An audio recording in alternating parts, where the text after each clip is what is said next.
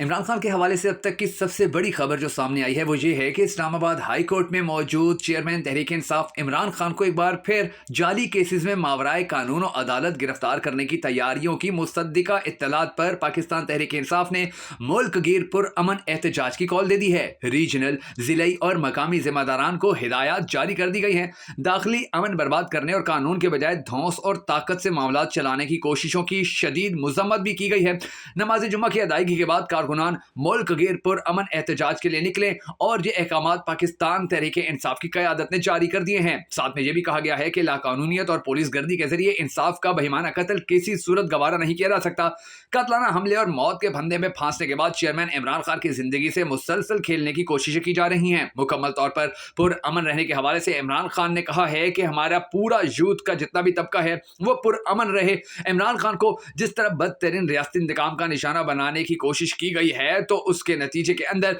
पाकिस्तान तहरीक इंसाफ को अब मजीद अपने कारकुनान को रिहा करवाने के हवाले से भी इकदाम करने होंगे और उसके साथ साथ इमरान खान को यह भी चाहिए होगा कि वो अपने कारकुनान को किसी भी किस्म के तशद्दुद से रोकें ताकि रियासती इंतकाम का ये जो सिलसिला चल रहा है ये थम सके। और मुल्क भर से अब तक की जो इत्तलात आई हैं वो ये है कि पाकिस्तान के अंदर आज भी इंटरनेट सर्विसेज को बहाल नहीं किया जा रहा बल्कि कल या परसों किया जाएगा। और उसके साथ साथ इस्लामाबाद के अंदर हर जानिब लोग सैकड़ों की तादाद में बाहर हैं और वहां के हालात के हवाले से पूरी पाकिस्तानी कौम को खसूसी दुआ करनी होगी कि अल्लाह तबारक व तआला पाकिस्तान के इन हालात को ख़त्म करे और पाकिस्तान के अंदर जितने भी ऐसे वाक़यात पेश आए हैं कि जिनमें लोगों का नुकसान हुआ है उन नुकसान करने वालों को सख्त से सख्त सजा दे। अब तक की जो इत्तलात सामने आ रही हैं वो ये हैं कि पुलिस और पीटीआई कारकुनान में श्रीनगर हाईवे पर शदीद झड़पें भी जारी रहीं, आंसू गैस का इस्तेमाल भी किया जाता रहा और मुराद सईद का भी इस हवाले से पैगाम सामने आया कि अवाम